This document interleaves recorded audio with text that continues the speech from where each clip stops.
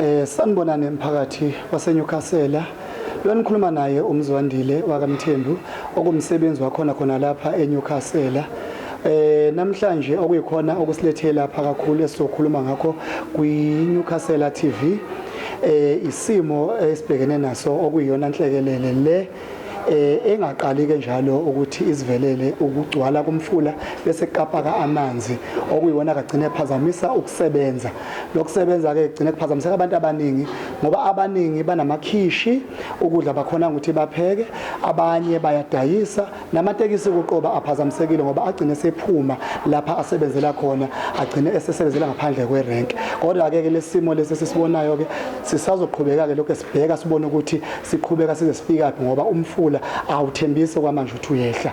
So nazisa okunye ukuthi kuqhubeka kanjani. Siyabonga. Sanibonani eNyukhasela, ngikhuluma noMr Zwane, uRank Manager. La Nyukhasela kuyabheda, umfula udla ingwabe erenkeni. Asikwazi ukulayishela khona.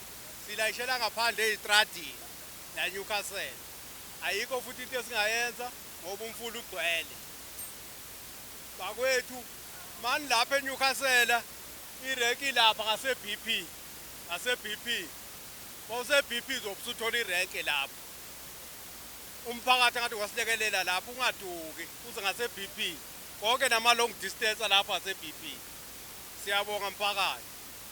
Umphakathi waseNyukhasela iyangtraumatize into engiyibona eNyukhasela. Njengomuntu ofikayo eNyukhasela bengiqala ukubona lesimehleza sengozi ebhekene lana.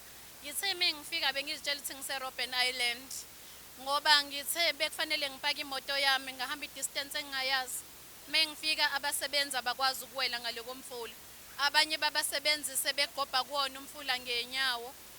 So ngendlela okwenzeke ngayo amanzi uyawabona ukuthi azongena esitolo, abathengi abekho, akukho lutho, akukho ama-taxi, akukho lutho.